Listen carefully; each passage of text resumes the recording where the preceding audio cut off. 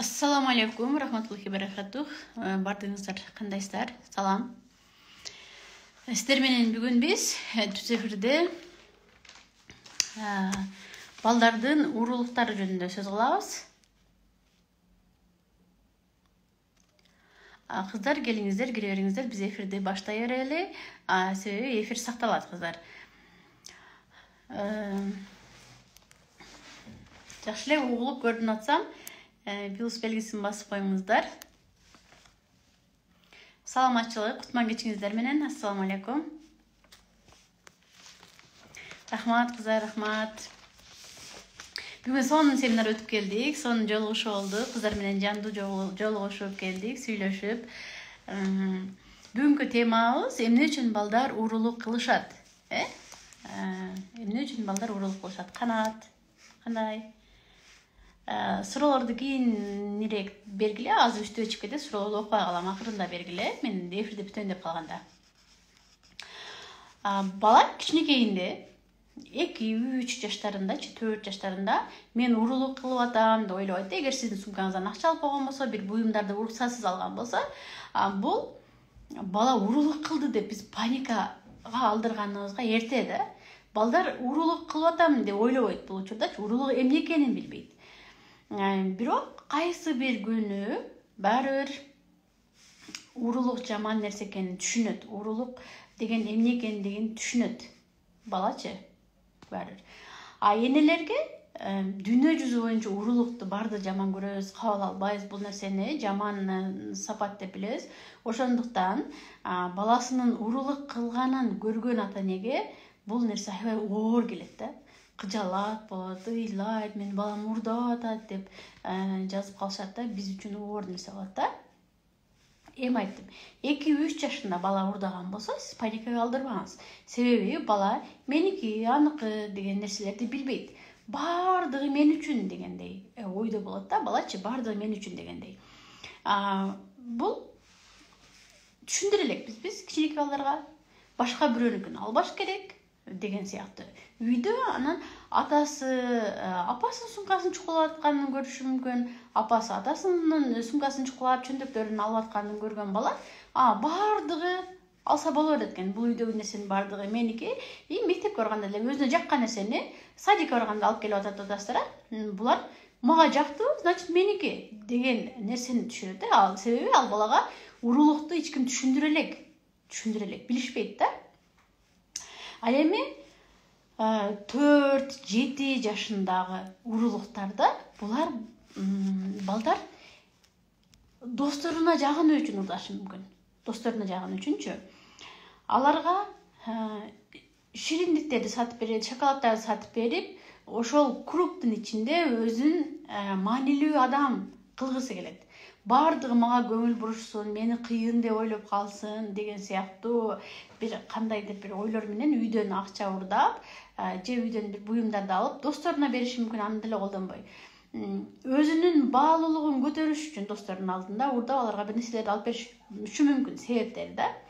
Ал эми 8-11 жашында уурдаган баланын уже бунун эрки жок. Бала өзүн өзү башкара албайт. Өзү каалаган нерсени жок деп тыя албайт, өзүн өзү тыя албайт. Бул нерселерчи. Уурулук жаман нерсе экенин билет. Бул учурда сөзсүз түрдө 8 жаштан 11 жашка чейин уурулук жаман нерсе экенин билет да. Билип туруп, өзүнүн каалоосун жок деп баса албайт дагы. Ошо өзү катуу бир нерсени каалайт, ошого жетиш үчүн барып уурулук кылат. Уурулук кылгандан кийин мен жаман иш кылып койдум, уурдап койдум деп өзүн өзү күнөөлөп, өзүн жек көрүп баштайт. Балачы көзүңүздөр өзүн өзү жек көрүп баштаганда түнт болуп кетиши мүмкүн, кыжалат болот. Эгер башында биз билип байкап тура эмес экенин айтып калган болсок, анда бала дароо ал нерселерди таштаганга аракет кылып баштайт да. 12-15 жаштарында болсо, бул уже жаман адат. Уурдап аткан болсо, биз өтө көп учур мындай колубуздан көп мүмкүнчүлүктөрдү чыгарып ийген болобуз да. Баланы убагында байкабай калган болобуз. 12-15 жашында бул бала осознанно эле уурдайт да. Уурдайт, жаман адатка айланып калат да. Бирок бул учурда деле түңүлүүнүн кереги жок. мен балам эми уру болуп калып турбайбы деген сыяктуу түңүлүп балабыздан үмүт үзүп койгон болбойт да. Бул учурда деле оңдоп кетсе болот. Ошол бала эмне үчүн урдап атат, ошонун себебин билишибиз керек да. Себебин. Аны бирөө мажбурлап атабы, же бирөөгө жагыныш үчүн урдап атабы, же өзүнүн кызыкчылыктарын токтото албай атабы. Ошо себептери менен биз ачык сүйлөшүшүбүз керек. Анан дагы кыздар бир кызыгы урулук. Балдар кедей үй бүлөнүн урулугу, колунда жок үй бүлөнүн баласы көп урдайт, байдын баласы көп урдайт деп талашкан болбойт да. Урулук кедей байга карабайт. Кедейлик байга карабайт. Тескерисинче, изилдөөлөргө караганда байдын балдары көбүрөөк урдашкан да, байкашкан да, көбүрөөк урдаганын далилдешкен. Себеби аларды эч ким жазалабайт. Үйүндө акча жок аткан ата-энеси байкабай калышы мүмкүн. Ата-энеси байкабай калышы мүмкүн. Балдар ата-энеси байкабайтканын ала берет, күнүгө ала берет дагы. Бул нерсе адатка айланып калат да. Адатка, көрдүңүздөрбү? Калыптанган адатты кетириш өтө кыйын болуп калат кийинчи. Эгер биз башында бала биринчи акча алганда байкап калган болсок, дары бала менен сүйлөшүшүбүз керек. Эгер биз байкабай калган болсок, балдар адатка айландырып берет. Биз деле баягы үйрөнгөн адат калабы деп коебуз го. Ошол үйрөнгөн адатына чейин биз токтотуп калышыбыз керек. Ал эми кембагалдардын, эми үйүндө акча тартыш балдардын акча себеби бала үйдө акча алганда акча алганын дароо билип калышат. Себеби акча саналуу гана да, саналуу гана. Ошондуктан үйдөн акча албайт, бирок булар өзүнүн аябай кызык бир нерселерди жегиси келген болсо, магазинден урдап башташы мүмкүн да. Магазинден шоколад, печеньеларды урдап башташы мүмкүн. Эгер аны да биз дароо байкабасак, магазинден алып атканын, алар да адатка айландырып алат. Эч ким билбей калат экен, мен жыргап жей берет экенмин деген сыяктуу. Зарядникке мен сайгаланчы, зарядник аз калганын билбей эле түзөп чыгат.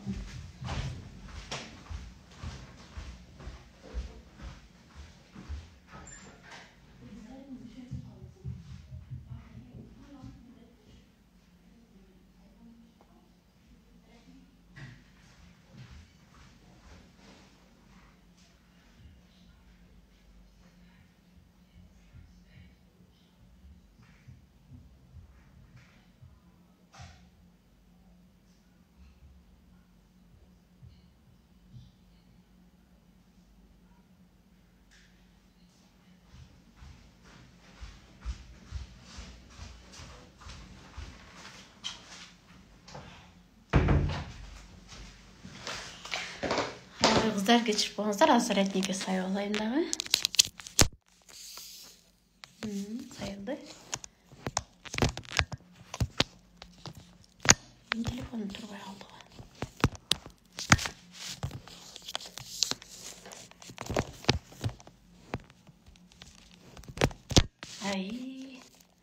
Азыр эми дагы күтүп туруңуздар эми.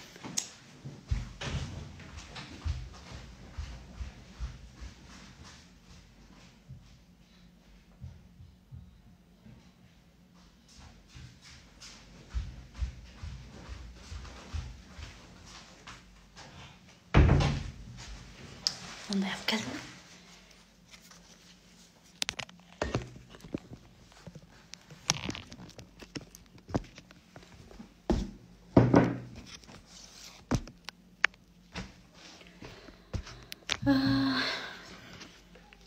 Зарядкам өчүп калса сакталбай калат да эфир. Ошон үчүн зарядка сайып алды. Эми жакшынакай болуп тынч.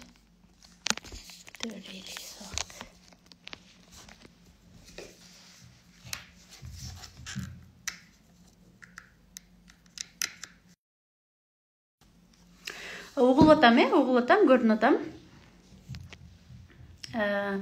Көрдүңүздөрбү, үйдө акчасы саналуу гана балдар акча алыштан коркот, дароо билип калат деп ойлошот дагы. Магазинден, бир нерселерден урдай башташы мүмкүн. Бул дагы адатка айланып кетпеш керек. Кээде мындай оору бар.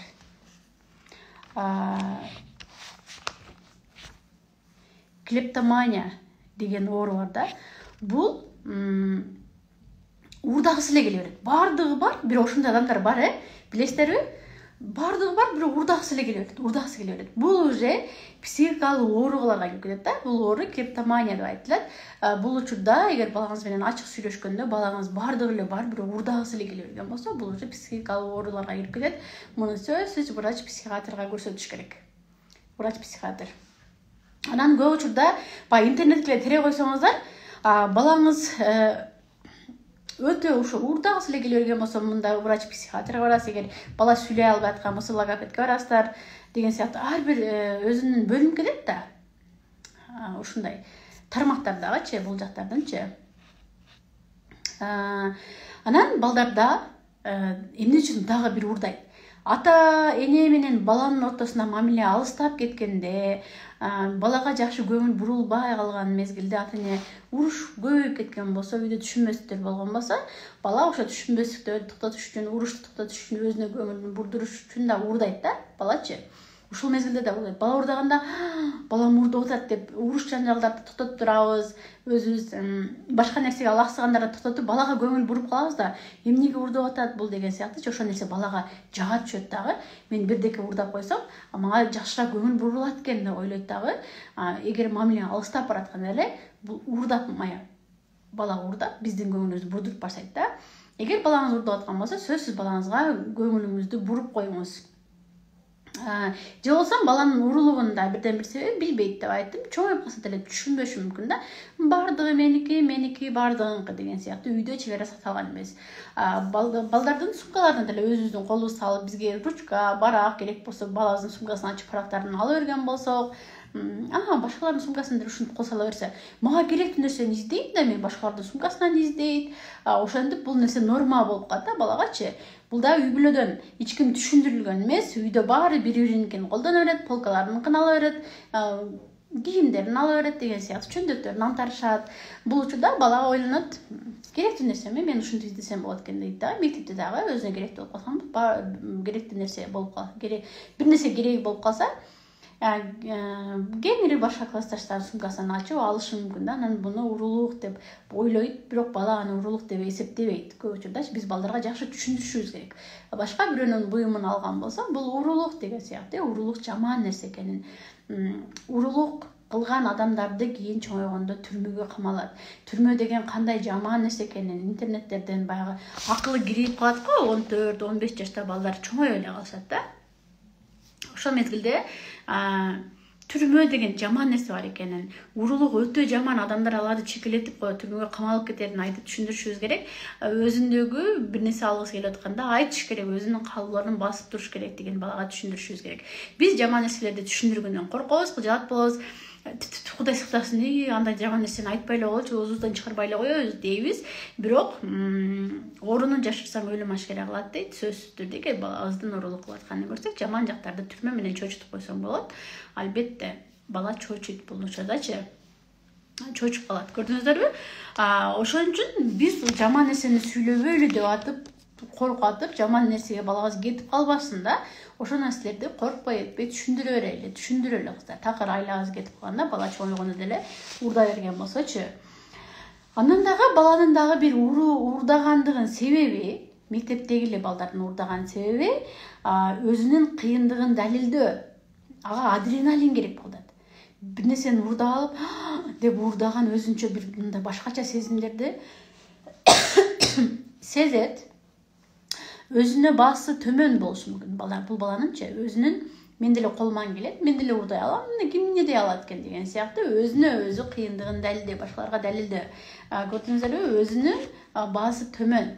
Атайын ушул ойлонуп жүрөм көптөн бери бир марафон кылсамбы, балдардын самооценкасын көтөрүү үчүн балдарды кичинекейинен чоңго чейин именно ушул бир гана самооценкага арналган темаларды даярласамбы деп ойлонуп жүрөм. Бул нерсе бизге өтө керек нерсе экен. Себеби өзүн өзү баалоосу төмөн болгон болсо, сен канчалык кыйын болбой, 5 тил бил, 5 дипломуң бар, жакшы иштерге чакырса дагы биздин өзүбүздүн баабыз төмөн болгон болсо, мен ал жерде иштей албайм да, койчу, мен ким укмаган деген сыяктуу өзүң билимдүү, колуңан бардыгы келе турган адам болсоң дагы өзүңдүн бааң төмөн болсо, эч качан алдыга жыла албайсың. Отура бересиң өзүңө ишенбей, убакыттын өткөзүлгөнүн билбей калгансыз дагы. Анан алсыз болуп калабыз деген карып кетебиз да, мындайча айтканда өзүбүзгө өз ишенбей жүрүпчү өзүнүн баасы жогору адамдарды көрүп атабыз, ийгиликтерди жаратышат, өзүнө ишенимдүү. Бул жерде кээде мындай адамдын канчалык билимдүү болсо деле өзүнө өзү ишенбей отурган адамдар көп экен да, көп. Ошон үчүн баасын көтөрүү биз үчүн аябай керектүү нерсе деп ойлойм. Өзүбүздүн баабызда, балдарыбыздын баасын да көтөрүп алабыз. Же болбосо эгер балаңыз урдуп атканын сезип калсаңыз, көрүп калсаңыз, сөзсүз анын досторун анализдеңиз. Кандай адамдар менен сүйлөшүп атат? Балаңызды мүмкүн чоң класс коркутуп аткандыр, тең тушундагы эле бирөөдөр атаман кылып коркутуп аткандыр. Ошо акчаны алып кел, сен үйдөн мынанча акча керек мага, алып келбесең мен сени урам деп аткандыр. Апаң айтсаң да урам дейт. Ошондон кыйналып бала же бизге айта албайт, ал балага акчаны бериш керек, же болбосо ал бала урат. Ошондун айынан деле бала ошо акчаны алууга мажбур болуп аткандыр. Кыстап аткандар. Алчы буга деле ичинен жан дүйнөсү кыйналып кетет да. Бул учурдачы азыр ушундай мектептерде айрыкча эркек балдарда, кыздарда деле көп экен. Баягы атамандыкты налог салмай, акча алып келбесең көрөсүң, шылдыңга кыласың деген сыяктуучу. Мүмкүн балаңызды бирөөлөр ушундай кыстап аткандыр. Эгер эми сиз урулук кылып атканын билип калган болсоңуз, балаңыздын көрүп калдыңыз. Анан үйүңүздө жоголгон нерсенин баардыгын эле сен алдың, сен урусуң, сен ушунтип урулук кылып койдуң эле го деп буларды күнүгө кайталап өзүңүзчө баланын окуясын сериалга айландырып ийбеңиз дагы. Балаңы сен урусуң, жоголгон нерсенин баарын сен алдың окшойт дей берген болсок, балабыздын аң сезимине куюп салабыз да. Урда деген сыяктуучу. Ошон үчүн жоголгондун баарын андан көрүп, урусуң деген сөздү айтпашыбыз керек балагачы. Көрдүңүздөр, урулугун билип калсаңыз дагы. Андан кийин үчүнчү адамдын көзүнчө, мейли атасы турган болсун, же башка бир тууганы турган болсун, балаңыздын ошо кылган урулугун айтып, эч качан балаңыз менен сүйлөшпөңүз, балаңыздын кемчилигин айтып сүйлөшпөңүз. Сиз балаңыз экөөңүз гана болушуңуз керек.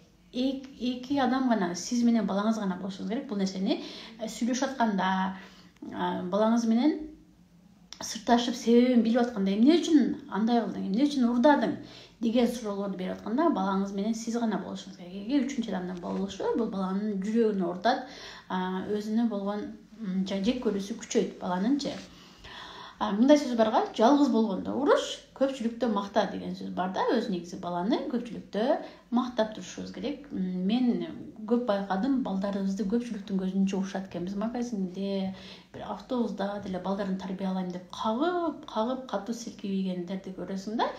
Бул нерсе өтө туура эмес. Кыздар, баланы эч качан бирөөнүн көзүнчө кагып силкпеңиздер. Анан биз өзүбүздүн балалыгыбызга же башка балдарга салыштырбаңыздар. Баланычы, мен эч качан кичинекейимде урдаган эмесмин. Паланчанын баласы урдабай эле жүрөт го, сен эмнеге урдап атасың деген сыяктуу башкаларга же өзүңүздүн балалыгыңызга эч качан салыштырбаңыз баланычы. Анан бир кылды, бала урулук кылды. Эми ошону чечип алдыңыз, сиз сүйлөштүңүз да, эмне үчүн урдады? Себебин билип алгандан кийин балаңыз менен сүйлөштүңүзбү, ал нерсени унутуңуз да, кийин деле аны кайталап, сен баягыда ушуну урдап койдуң эле го деген сыяктуу кайталашыбыз керек. Биз урушканда эле ошолорду эстеп кетебиз да, кайталай беребиз.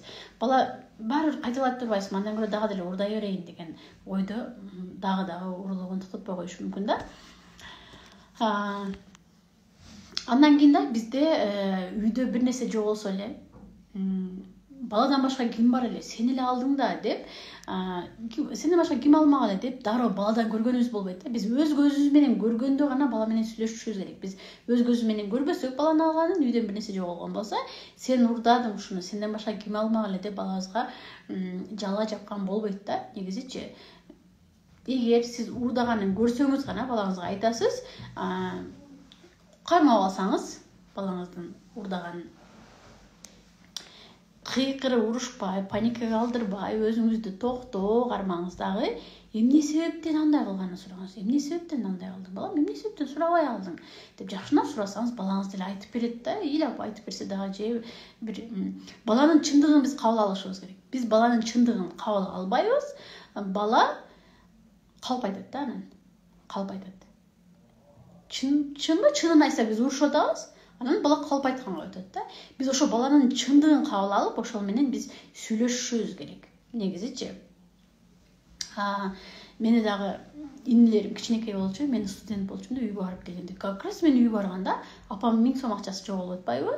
1000 сом акчасын эме элестетиңиздер, ким алышы мүмкүн? Баары да кичинекей, мен эле студент болуп келгем, студентке акча керек. Сен менин 1000 сомду албадыңбы? Жок деп коем.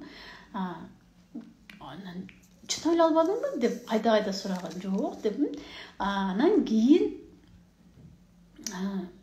кайсы малда ушу күзгө мал жоготконда, күзгө мал жоготту эле. Ишыкса баягындай көң эме малдын көңдөрүн чабабыз го, ушундай чапкан мезгилде жоголгон. Ошо көң чабатып, апам ал жак көңдү эле чаппайт эле. Негедир билбейм, ошол жак барганда чөндөрүнөн түшүп калды. Кийин жаз баягы көңдү чабап атканда ошонун içинен 1000 сом таба алып атпайбы? Ошо жоголгон 1000 сом таба алып атпайбы? Жаздын күнүндө баягы уйлардын тезектерин көң кылабыз го, айылдагыларчы. Анан ошо көңдү чабап атканда ошо 1000 сом таба алыптыр. Ошондо таба алганда айтат го, мен сенден эле көрүп калдым эле. Мен сенден башка ким алат эле деп коет да. Кийин таба алгандан кийинчи, эгер таба албаган болсо, ошол ушул 1000 сом алып койду да, урулук кылып койду да деген ой кала берет эле да. Ошон үчүн балдарыбыздан деле бир нерсе жоголгон болсо, ушундай жөндөн күмөн санай бербешибиз керек да. Ушундай кокустук болуп кетиши мүмкүн да, жоголуп, нерсеге түшүрүп алып, өзүбүз унутуп калган учурлар кездешет да. Баланы жөндөн күнөөлөй берген болбойт да, негизичи.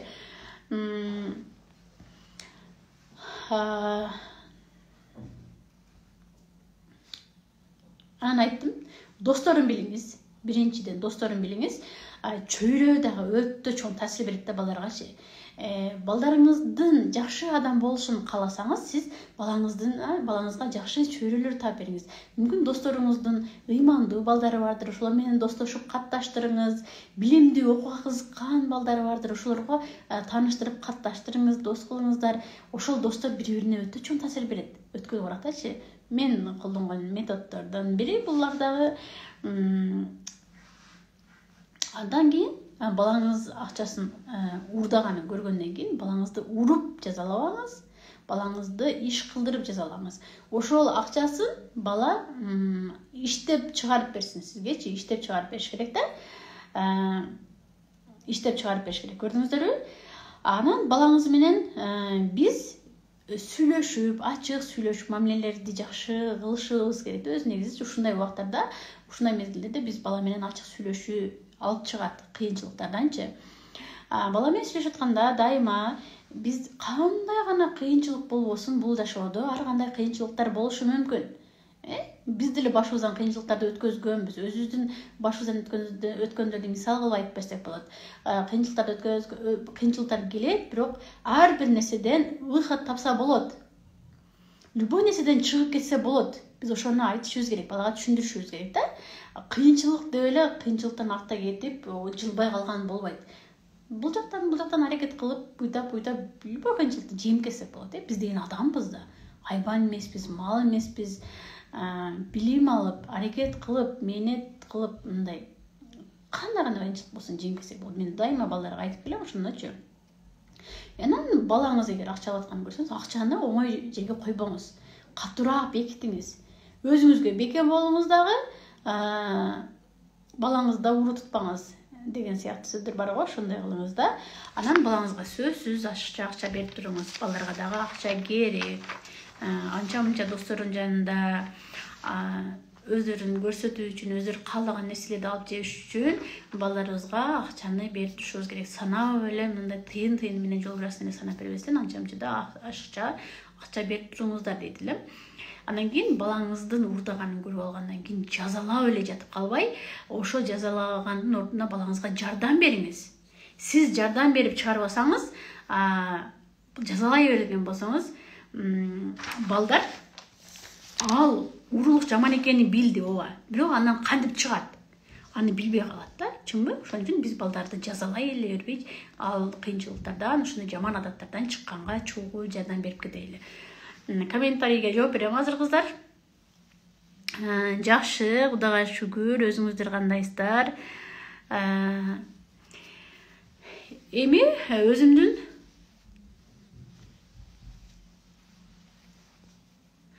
ыйлап айта берсин, ыйласа дагы айтат да. Чынбы? Ыйлап айта берсин. Себеби баягы бала чын жүрөктөн бир нерселерди мойнуна алганда, чын жүрөгүнөн сүйлөгөндө коркконунан катуу сүйүнүп кетиши мүмкүн. Балдар ыйлап сезимдер менен ыйлайт да. Ошол мезгилде ыйлап сүйлөгөнүнө биз уруксат берсин. Ыйлап, көзүнүн жашын токтот деп эле тыйып эле балдарыбызды кыйнабайбыз да. Биз эгер мисалы үчүн балдарыбызды ыйласаң маймыл болуп каласың, ыйлабасаң жашынакай бала болосуң, сен көп ыйлабай жүрсөң деп айткан болсок, ыйласаң маймыл болуп каласың, же ыйласаң жаман бала болуп каласың. Жаман балдар ыйлайт, жакшы балдар ыйлабайт деп айтабыз да. Анан бала эмне дейт? Ыйлаган жаман турбайбы дейт дагы. Балага баары ыйлагысы келип кетет да, ал сезимди токута албайт да. Бул жагынан ыйлаган сезими келип кетет, ыйлагысы келет. Анан башка бирөөлөр көрүп калганда ыйлаган, менин жаман адам экен деп ойлоп калды. Мен жаман адаммын да, эмнеге эле мен ыйлагым келет? Жакшы балдардын ыйлагысы келбейт экен, апам айтты. Значит, мен жаман баламын, мен ыйлагым келе берет. Же болсо башка бирөөлөр ыйлаганын көрүп калса, менин маймыл болгонумду ушулар көрүп калды. Көрбөш керек болчу. Ата-эне менен дайыма ыйлаба дейт. Эмнеге менин бирөө ыйлагым келе берет деп, өзүнө болгон баасы төмөндөп, өзүн өзү жек көрүүсү күчөп калат да балдардынчы. Ошон үчүн ыйын эле токтотконго аракет кыла бербей, бала чоңоюп, акыл эсине кирип, мындай психикасы калыптанып калганда бала өзү эле ыйлабай калат да. Кичинекей балдар албетте катуу сүйүнгөндө деле бир нерселерди түшүндүрө албаганда, оюн ачык айта албаганда балдар ыйлап берет бизгечи. Ыйлаган сизде эч качан кыжаат кылбаш керек. Алейкум ассалам, мен китебим сатыкка чыккан. 3 жолу биз чыгардык, кайта-кайталап сатылып бүтүп калды. Азыр деле Бишкекте сатылып бүткөн, китептерим калбапты. Бирок мен оштон китептерди ала келдим. Азыр китеп саткан дүкөндөр менен мен байланыша албай атам да. Китеп саткан дүкөндөр бул жерде угуп аткан болсо, китептеримди алып сатыкка койсоңуздар болот. Азыркы китептеримди мен Чубак устазыбыздын сайдигине, Сундус Чубак деген сайдигине апарып таштаймын. Ошол жерден алып келсеңиздер болот. Адреси дагы бир эме кандай китептеримди апарып таштагандан кийин рекламага чыгарам сөзсүз түрдө. Ошто бар китептерим, Москвада толтура китептерим, Москвада экинчи жол жөнөткөнбүз, биринчиси түгөнүп калып. Екатеринбургда бар. Мен өзүмдүн китебим чыккан, бала тарбиялоодо кандай ката кетирип жатам деген китебим чыккан. Ошол китепти сурап атышат кыздар. Мен өзгөндө университетти бүткөнмүн 5 жыл, кийин Москвада Улуттук академияны бүткөнмүн, тескири психолог. 2 дипломум бар. Бүткөнмүн. Кыздар, азыркыга чейин окуп келем. Азыр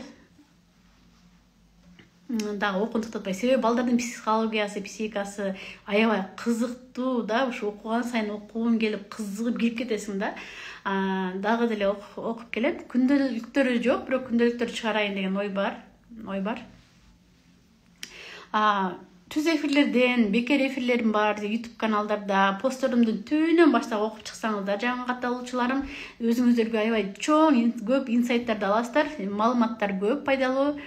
Андан кийин өзүмдүн курстарым бар. Кимдер билбегендер болсо, менин бактылуу балалык деген курсум бар. Бул 2-жолу старталып атат. 20-мартта башталат кыздар, бактылуу балалык деген курсум. 20 күн болот, ичинде сонун темалары бар. Мен курстарды башында өттүм. Кичинекейлердин курстарды өттүм. Балдары чоңойгондор келип алып, балдар чоңойгондор сурайт, балдарды чоңураактарга өтсөм кичинекейлер сурайт. Ошондон бул бактылуу балалык курсуна бардыгын киргизгенге аракет кылдым. Төрөлгөндөн баштап 30 жашка чейинки жаш балдардын, чоң адамдардын психикалары, психологиялары кандай өзгөрүштөрдү пайда кылат, ошолордун бардыгын өтүп берем, түшүндүрүп берем. Анан ошол жактан курска келсеңиздер, кайтарым байланыш бар. 20 күн мен менен байланышта болуп турасыздар. Бир группада суроолоруңуздардын баардыгына жооп берем. Курстун баасы 3,5 кыздар, 3,5 стандарт тариф. VIP тарифи бар, 5.000ден VIP тарифке 3 комментарий менен тартылган кино берилет. Кинолорду өзүнчө бир чоң сабак. Өтө сонун кино көрүп атып эле токтотуп өзүбүз комментарий берип чыкканбыз. Курсума келиңиздер. Менеджер кыздарым эгер азыр отурган болсо номерлерин жазышат. Болбосо мен личкама деле номерлерди калтырсаңыздар болот. Же менеджер кыздарга жазып кайталаңыз. Кайталаңыз дейм да. Жазып сураңыз.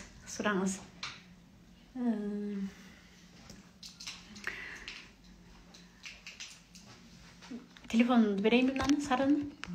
Алыр. Азыр экран бүттү.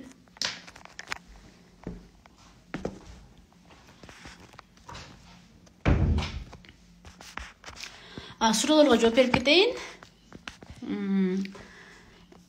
Мен 27 жаштамын, же жумушта ыйлап жиберем, кантип калтырсам болот, жооп берип коюңузчу суроонучу. Ыйлаганды калтырам, ыйлабай калайын деп аракет кылбай эле коюңуздар. Бул сиздин сезимдериңиз, жүрөгүңүз жумшак экен. Ыйлай бериңиз, жүрөк катып калгандан Кудай сактасын. Бул эч кандай кыжалатчылык жок. Ыйлагыңыз келсе ыйлай бериңиз, ал жаман нерсе эмес да. Ошо кичинекейинен ыйлаба дей берип, биз ыйлаганы жаман деп ойлоп калганбыз да. 1 жаштагы балага кандай тарбия бериш керек, 1 жаштагы балага кандай тарбия бериш керектин бар менде. Постеримде жазылган, курстарда бар. 2-3 жаштагы балдар менен эмнелерди сүйлөшүү пайдалуураак. Мен үстүгө чыгып кеттим, суроолорго жооп бергени, астан үстүгө чыгып кеттим. 2-3 жаштагы балдар менен эмне сүйлөшүү пайдалуураак. 2 жаштагы бала бизди изилдейт, апаларды аябай изилдейт да, канткенде апабыздын сабыры тез түгөнөт, канткенде апабыздын нервин тезирээк бошотобуз деген сыяктуучу. Бизди жатып алып, чалкаласынан жатып алып ыйлайт, кыйкырып ыйлап көрөт, эзилип ыйлап көрөт, иш кылса ар нерсе кылып көрөт. Кайсы убакта биз чыдабай кетип тезирээк телефонду карматып койгон болсок, ошол методду көбүрөөк колдонуп баштайт. Биз сырыбызды алдырбаш керек. 2 жаштагы, 1,5 жаштагы, 1 жаштагы балдардын отурганда, мындай печенье жеп отурганда печеньясы колунан түшүп кеткен болсо, биз жүгүрүп келип печеньясын алып берип койгон болсок, бала ой, сонунбу? Печеньем кайда колума пайда болуп калды го дейт дагы, кайда секин. Биз иш кылып кеткенде печеньясын ыргытат дагы. Печеньем кайда колума пайда болуп калабы экен дейт да. Печенье жок, анан кыйкырып ыйлай баштайт. Кыйкырып ыйлай баштаганда биз жүгүрүп келип печеньясын карматып коебуз. Жакшы го, кыйкырып ыйласаң эле бардыгы пайда боло берет экен, сыйкырчыда экен. Мен кыйкырып ыйлап коем, сүп дегендей эле да. Колума бардык нерсе пайда боло берет деп бала жыргайт да. Ошондо баланын колунан түшүп кеткен нерсе эч качан кайта баланын колунда пайда болбош керек, ыйласа дагычы. Биз жүгүрүп келип пол жууп атабызбы, иш кылып атпайбызбы, бала кыйкырганда жүгүрүп келип колуна печеньясын карматып коебуз да. Бала ошондон бизди башкарып баштайт. Манипуляция башталат. Элдин көзүнчө магазинге барганда чалкасынан жатып ыйлап калган болсо, биз элден уялганыбыздан алып берип коебуз. Акчабыз жок болсо дагы албайсың деп келет да баланы үйдөнчү. Иштеке албайсың деп. Анан балабыз жерге жата калып ыйлаганда эле элден уялып кетип алып берип койгон болсок, бала, ушул методду колдонуш керек турбайбы, жатып алып ыйлаш керек экен дейт дагы. Ошол методду колдонуп баштайт. Ошондо биз сырыбызды алдырбашыбыз керек. Жок деген нерсебизди бала жатып алып ыйлайбы, башка кылабы, жок боюнча калыш керек. Биз дароо бар кылып кеткен болсок, анда бала ошол методун колдонуп баштайт. 3 жаштагы бала мындай да, 3 жаштагы бала мен өзүм, мен кылам, мен жейм, өзүм ичем, өзүм жейм деген сыяктуу мен эле чоң адамдарчасынан өзүмдүн көз карашым бар экен деп ойлойт да. Жан катталуучуларым көп экен, дагы деле айта берейин. Мен ушу сөзүмдү эле кайталай бергендей боло берем да, бирок жаңыларга жаңылык деле болушу мүмкүн. 3 жаштагы баланын жок дегенин биз көңүл бөлүп угуп коюшубуз керек. Бала жок дедиби? Жокпу, мейли деп коюшубуз керек да. Балабыз жок деген болсо, биз бала менен атаңдашып, жөн эле неге жок экен, бар кылам мен ошону, жок дейт, тим эле муну карап кой деп бала кичинекей 3 жашар балабыз менен атаңдашып алабыз да, элестетиңиздер. Балабыз өзүнүн жок деген сөзүнүн мааниге ээ экендигин билгенден кийин токтойт. Апа мени укту деген сыяктуучу. Ачким ушинтип түшө бере турган болуп калды, унутуп алыш керек болуп атат. Түшүп калды. Көрдүңүздөрбү? 3 жашар балаңыздар жок өзүм деген болсо, ошону угуп коюңуздар. Угуп. Кийин ал чоңойгондон кийин ал адаттары калып кетет. 3 жашта кризис деп коет бул нерсеничи. Мен адамдарга бетине айтып жаман көрүнүп каламын, чыдабай кетемин. Чындыгында мени тарынтса кандай ойлойсуз? Мен адамдарга бетине айтып жаман көрүнүп каламын, чыдабай кетемин. Чындыгында мени тарынтса кандай ойлойсуз дейсиз. Сизди тарынтып аткан болсо, ачык айткан жакшы. Аябай сонун. Мурзалиева, аябай сонун. Ачык айткан жакшы да, мен тарынып калдым сизге. Эмне үчүн антип айттыңыз деген сыяктуу айтсак, ал адам, мен сени тарынтып алдымбы деп ойлонот да. Биз ончукпай эле бултуп тарына беребиз, ал адам бизди тарынтып алганын билбей деле кала бериши мүмкүн да. Ачык сүйлөшүп үйрөнгөнүбүз жакшы да. Ичибизден былып эле адамды жаман көрүп эле, ичибизде былып эле айлантып жүрө бербей, ачык айтканыбыз жакшы. Ушул биз ачык сүйлөшпөгөндүктөн көп конфликттер, түшүнбөстүктөр болуп атат да, үй бүлөдө адамдар менен бири-бири менен. Себеби бизди кичинекейибизден сезимдерибиз менен эч ким тааныштырган эмес. Ошондуктан ачык сүйлөшө албайбыз. Кызым 3 жашта, конокко барсак эле ошол үйдүн игрушкаларын алып кетем деп туруп алат. Эмне кылышты билбей калам. Жок, бул игрушкалар башкадандык экен. Алып кетпейсиң. Эч качан оюнчукту алып кетирбеңиз. Үйлайбы башкалап үйдүн кожоюну сизге оюнчугун берсе дагы алып кетпеңиз. Эгер бир берип койгон болсо, кызыңыз ыйлаганда эле алып кетип турсунчу, мен кийин бербейм деген болсоңуз эле, кызыңыз сиздин сырыңызды алат. Айтып атпаймынбы, 3 жашта кыздын бир башкача кылык жоруктары башталат да, балдардынчы. 3 жашта кризис деп коет, интернеттен окусаңыздар болот. Бүгүн менин 8 жашта кызым үйдөн чоңсума дагыча уурдап, 4 дос кыздын арнеси алып берип жүрүптүр. Аябайга турушуп саба уруп койдум, өзүм кармай албай калдым. Кайра кыздын көңүлүн көтөрсөм болот. Кайра кызыңыздын көңүлүн көтөрбөй эле коюңуз. Кайта кечирим сурап, мен сени уруп коюпмун деген болсоңуз, кызыңыз сизди манипуляция кылып баштайт. Апамды мага боору уруп кеткен турбайбы деген сыяктуучу. Унчукпай эле коюңуз, эми урушуп коюпсуз, эми өзү урушпаш керек болчу, түшүндүрүп айтыш керек болчу. Кызыңыздалар мүмкүн бөлүп баштагандыр. Кызыңыз ошол группадан, ошол компаниядан бөлүнүп чыгып калбаш үчүн, аларга жакшы көрүнүш үчүн ошол нерсеге барды. Кызыңыздын өзүнүн самооценкасы түшүп баратыптыр да. Өзүнүн самооценкасы түшүп бараткан кыздар ошентип компаниядан чыгып кетпейин, мен ушулар чыгарып ийбесин, аларга жагынуу жолун башташат. 8 жаштагылар.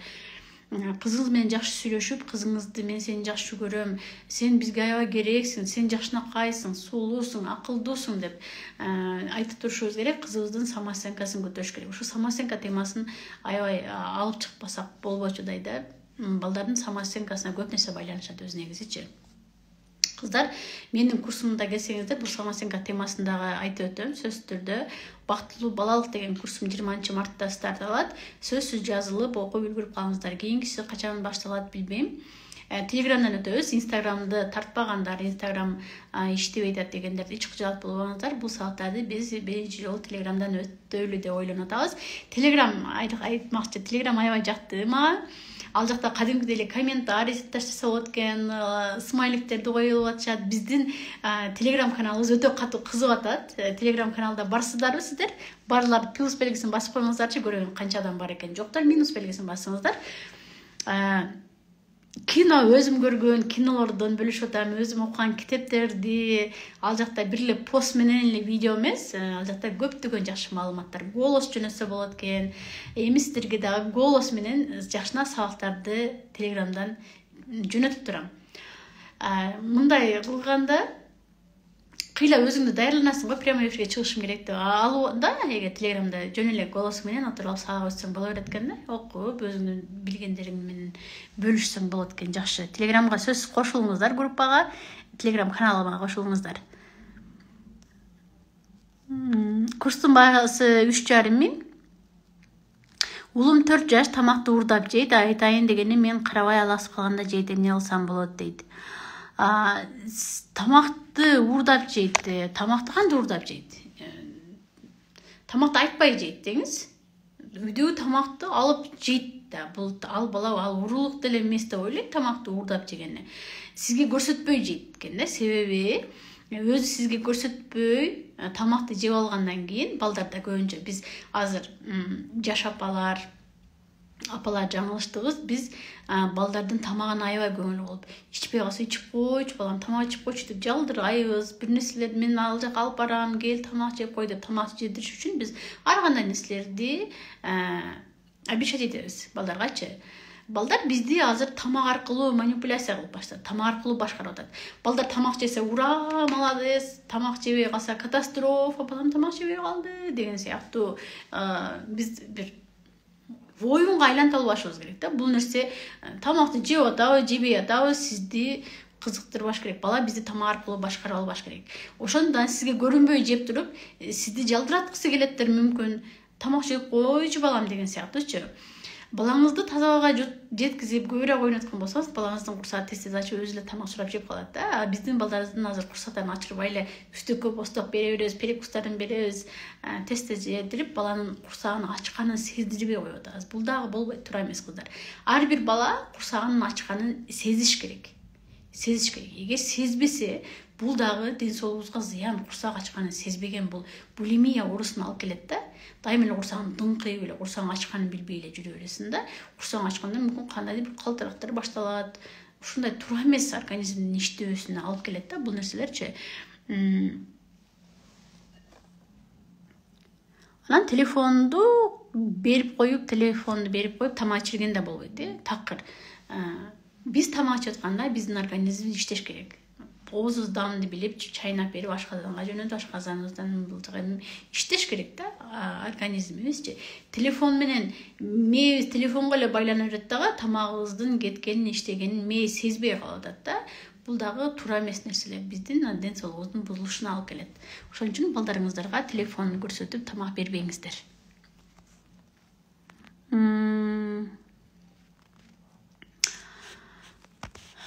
Курс канча сом дейт? Курс 3,5 сом кыздар. Сөзсүз курска келип окуңуздар, аябай көп маалымат аласыздар. Курска келиңиздер.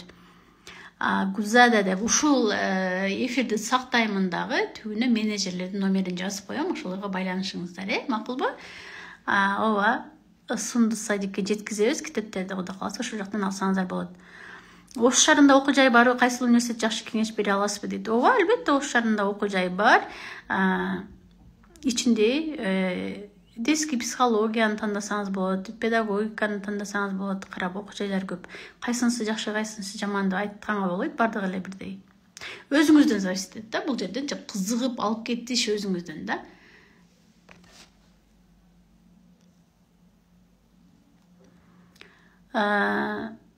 Учурда кыска сабактарда болуп жатат, Рамазан айына даярлык деп. Ооба, кыска сабактар толтура болуп атат, бизде дагы. Бекер эфирлердин бардыгы акысыз чыгып атат. Семинарларды кылтабыз. Чоң апасы менен 2 жашынан бери чогуу уктайт. Чоң апасы менен сагынганда менен уктайт. Кичинекейим 2 жаштан өтүп калды. Чоң кызым 4 жашта. Бул эч кандай ортодо мээрим аздык кылып калбайбы? Баарыбыз чогуу турабыз.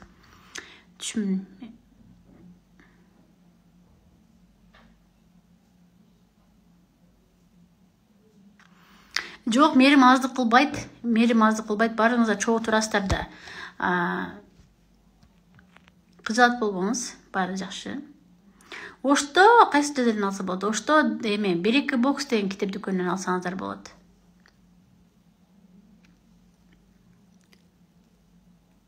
Саламатсызбы же? Сиздер талим сабагында бересиздерби? Талим сабагын кимден алгым келип жүрөт?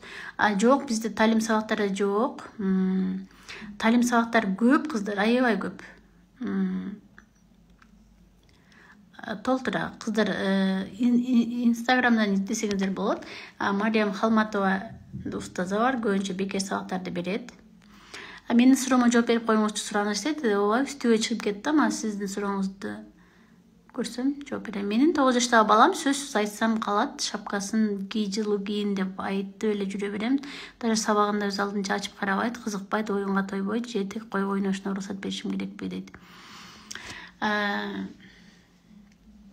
9 жаштагы бала ооба оюнга уруксат бериш керек. Мен айтып өттүм, мен оюн деген түз эфиримди көрсөңүздөр болот.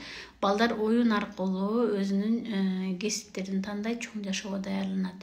Балдардын оюнуна эле кечки эле оюн дей бересиң деп биз оюндарын мындай серьезный кабыл албайбыз, ойной эле бересиң койчу дей беребиз да, бирок бала ушул оюн аркылуу өнүгүп өсүп, оюн аркылуу өзүнүн кесиптерин тандайт да. Балага сөзсүз оюнга биз убакыт бөлүп беришибиз керек. Балдар менен чогуу ойногондо адат кылып алышыбыз керек. Кечинде тамак ичкенден кийин сөз үй бүлө ар дайым азыр пазл, раскраска, бир сонун бир башкача оюндар чыгып калган, чогуу ойной турганчы. Чогуу ойнош керек. Ошондо үй бүлөнүн ичиндеги байланыш бекемделет. Кантем жакшына сүйлөштүм, урулук кыл деп, 2-класс кызым эмне деп сүйлөшөйүн, урулук кыл деп, урулук деп. 2-класста кызыңыз болсо 8 жашар болуп калат экен да. Кызыңыз ошол Минура эме кылыңыз. Мектебинде кыздар кыйнап атат экен. Эмне себептен алды экен? Ошо себебин билиш керек да. Ошо себебин билип туруп, балдарыңыздын ошо себептерин алдын алыш керек да бизчи. Эгер балаңыз ошого кызыгып, аябай өзүнүн кызыкчылыгы үчүн алып аткан болсо, сиз өзүнүн кызыккан нерсесин балаңыз сизге айтсын, сиз камсыздаңыз. Эгер башка бирөөлөрдүн авторитетин, ошо башка бирөөлөрдүн алдында өзүнүн авторитетин көтөрүш үчүн алып аткан болсо, анда кызыңыздын самооценкасын көтөрүш керек. Биринчи ошол себебин, баягы урулук кылгандардын эле мотиви эмне экен деп сразу эле прокурорлор, адвокаттар мотивин издешет го. Ошосу кандай биз дагы анын эмне себептен ошо себебин издеген болсок, оңдоп кетүү оңой болот да. Мен 27 жаштамын, мен жумуштадым. Буну жооп бердим.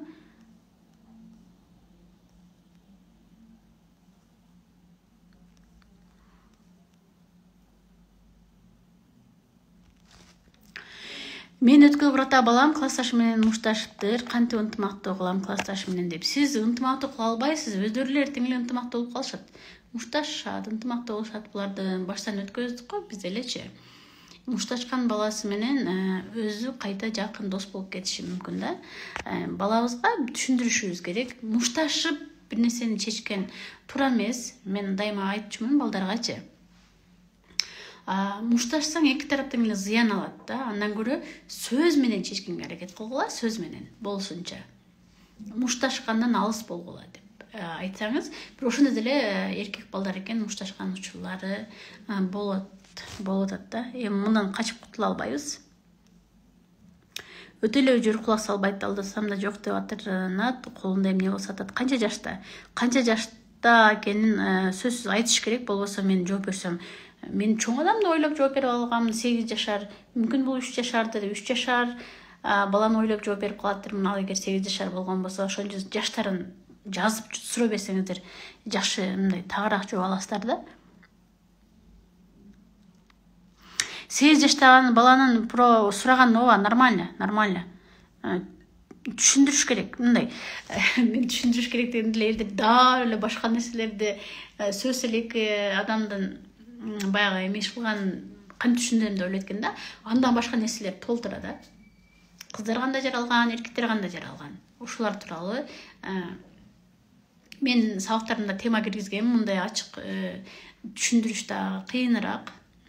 Себеби эфирлерди балдарым да көрөт, башкалар да көрөт деген сыяктуу.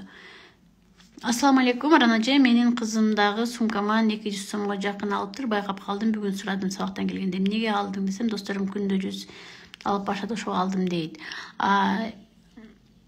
Ооба, кызыңызга ачык айтыптыр. Эми сиз айтыңыз, сиз кызыңызга ошол 100 сомду досторуң эмне кылат? Эмне кылат деңиз. Сиз кызыңызга кел экөөбүз сүйлөшөбүз. Сиздин мүмкүнчүлүгүңүз болгон болсо, күнүгө 100 сомдон берип турсаңыз болот. Же болбосо мүмкүнчүлүгүңүз жок болсо, бир жумага мисалы 200 сом же 300 сомду берем. Ушуну бир жумага жеткизе аласыңбы кызым, эгер сизде акча тартыш болгон болсочу. Эгер тартыш эмес болгон болсоңуз, берип турсаңыз болот. Мен кечээ братолог эле айтып, бургердин жанында классташтар чогулуп, 5-класстарда же 4-класста чогулуп алып бар бургер жеп атат да. Бардыгы бургер жеп атканда акчасы жоктор карап туруп калып өзүн кемсинтип баштайт да, өзүнүн баасын төмөн сезип баштайт. Ошондо наразычылыктар пайда болот ата-энесине, анан акча урдагысы келип, алар менен кошулуп бургер жегиси келет да. Бул деле балдарга нормал эле көрүнүш. Балдар досторунан калып кеткиси келбейт. Ошо бургерди алар менен кошуу жегенде гана бир башкача ширин, даамдуу болуп кетет да. Ошон үчүн балдарга сөзсүз түрдө азыр акча бөлүшүбүз керек. Балдарды жок бербейм, сен мени түшүн, биздин карызыбызды түшүн деген сыяктуу такыр эле акча бербейм, мындай кысып кармаган болбойт да. Сөзсүз түрдө балабызга ашыкча мындай жол киресинен сырткары ошол балдар менен анча-мынча 100 сомду эмне кылышат. Чогуу ошолордон калып калбаш үчүн балдарыбыздын ошо өзүнө болгон баасын жогору кылып, самооценкасы жогору болгон болсо, бала акчасы жок болсо деле, ал бургер жебей калса деле, мен сонунмун, бургер жебесем деле мен сонунмун деген сыяктуу алардан кемсинбейт, эч качан өзүн дайыма ишеничтүү алып жүрөт. Ошон үчүн биз балдардын самооценкасы менен иштешибиз керек да. Апам акча бербей калды, мен эмбечере болуп калдым деп өзүнүн самооценкасын түшүрбөйт балачы ошондо.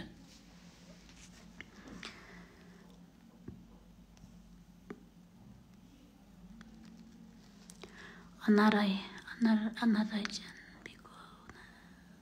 Жакшы, Анара, жакшы, өзүңүздөр кандайсыздар? Балам 9 жашта каалаганын кылдырып көнүп калды, билбейм, өзүнүн каалаган нерсесин кылдырбай койсо ыйлактайт. Ооба, сиздер өзүңүздөр ошо баланын каалаганын кылып, бала көнүп калды. Эми секин баланын каалаганын эле кылып бере берген болсок, бала бардыгы менин каалаганымды кылыш керек деген ойдо чоңоюп калган болсо, кийин баягы чоң жашоого чыкканда сынып калат да. Себеби ал жактан баланын каалаганын эч ким кыла бербегенин көргөндө бала дароо сынып калышы мүмкүн. Ошон үчүн балага анча нерселер жок, аткарылбай турганын түшүндүрүп башташыбыз керек, чоңоюп баштагандачы. Жакшы, Кулпушка. Рахмат. Менин баламды анча-мынча жактырып калган оюнчуктарын чөйдөн салып алып келе берет. Кантип калтырам, балам 6 жаш дейт. Төмөнкүдө айтып өттүм эфирлерде. Балдардын ушу башында жок кылыш керек да, адатка айланып калбаш керек. Жактырып калган оюнчуктарын алып келбеш керек. Биз бала менен урушуп, жазалашыбыз керек. Ошол оюнчуктарды алып келе алган болсо, биздин тилибизди укпай, ошол күнү телефон кармабай, жок, же болбосо бир иштерди кылдырабызбы, жазалаш керек да. Биз баланы кантип жазалайбыз, ошону ойлоп коюшубуз керек. Эгер сен дагы ошо өзүңө жактырып, бирөөнүн буюмдарын уруксатсыз бирөөнүн оюнчугун үйгө алып келген болсо, сени бир күн кечке мультфильм көрсөтпөйм же телефон карматпайм, сен жазаландың деген сыяктуу алдын ала эскертип коюшубуз керек. Бала жазалануудан корксо, мындай иштерди кайталабай калат.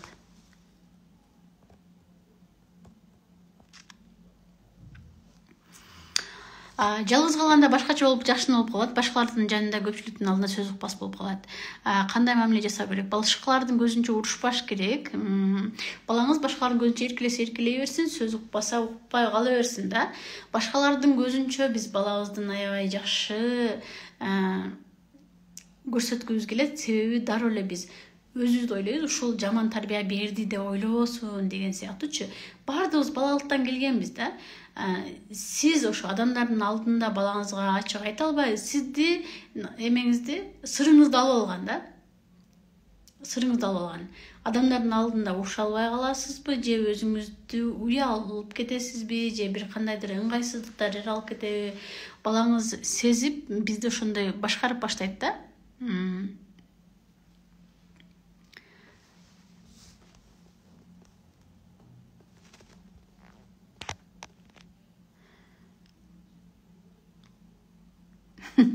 Төрт жаштагы кызым кагазга жүрөк тартып бир балага берем деп, жакшы көрөм деп мени таң калтырды.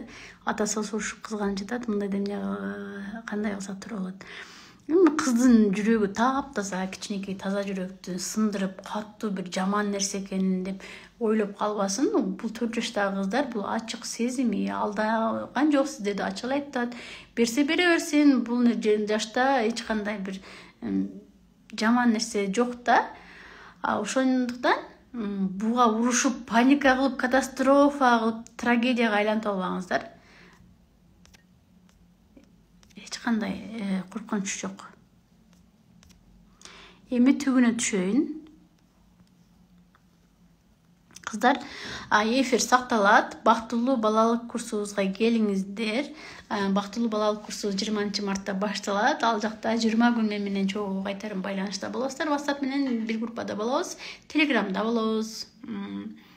Өзүңүздөрдүн суроолоруңуздарга жоопторду аласыздар. 20 күндө өзүңүздөргө пайдалуу маалыматтарды аласыздар, сөзсүз түрдө.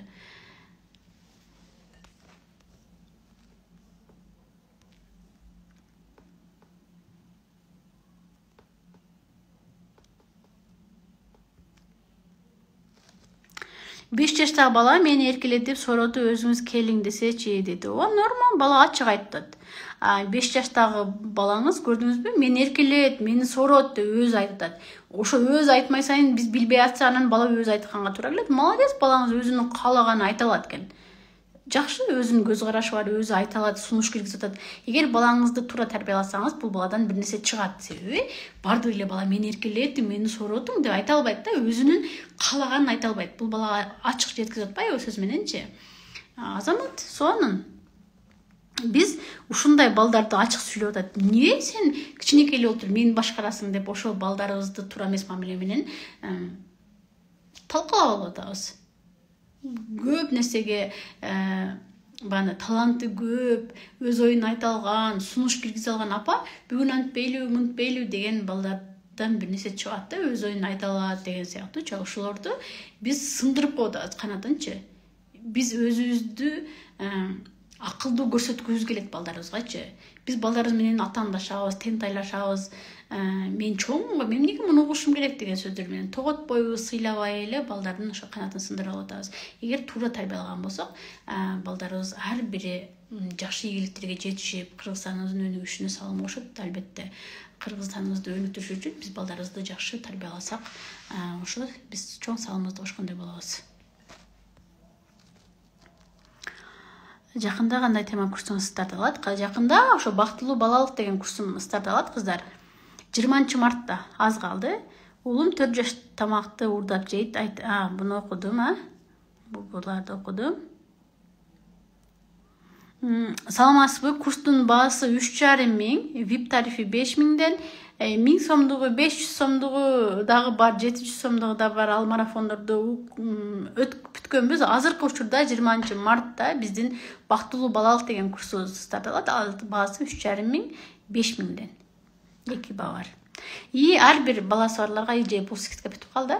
Ар бир балага 100 сомдон скидка кылып атканбыз. Азыр менин менеджер кыздарым билишет. Скидка бүтүп элек бекен сурап койсоңуздар болот. Эгер 5 балаңыз болгон болсо 500 сом скидка кылышат.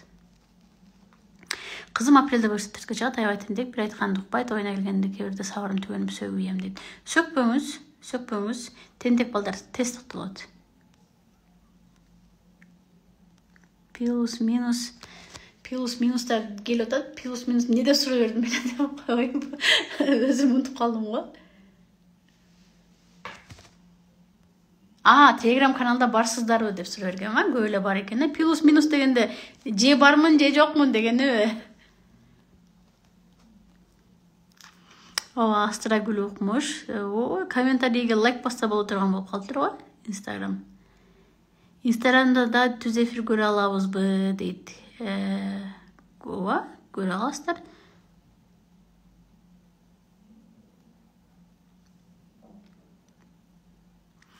Телеграмды Рана Ахматова деп издесеңер чыгам. Рана Ахматова деп поискке жазсаңыздар эле чыга берем, ошол жактан кирип кошула бериңиздер. Телеграмга аудио книгаларды жөнөтүп атам, жөнөкөй китептерди жөнөтүп атам, кинолорду жөнөтүп атам. Иш кылса пайдалуу маалыматтарды өзүм колдонгон нерселердин бардыгын жөнөтүп атабыз. Телеграм аябай сонун экен. Жакты.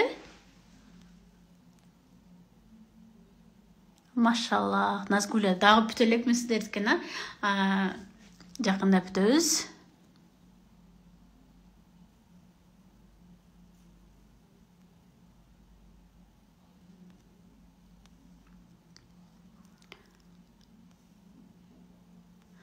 Телеграм каналымдын аты Рана Ахматова. Сторизге ссылка коюп атабыз. Аккаунттун башына да ссылка коюп койсок болот.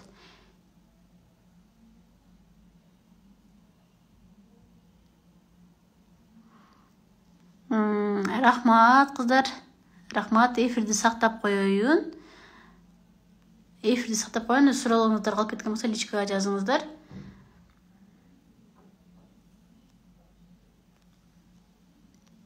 Эфирди сакталбай калбасын, 1 саат болуп калыптыр. Бардыгыңыздар менен коштошом. Тынч болуңуздар, аман болуңуздар. Дагы көрүшкөнчө.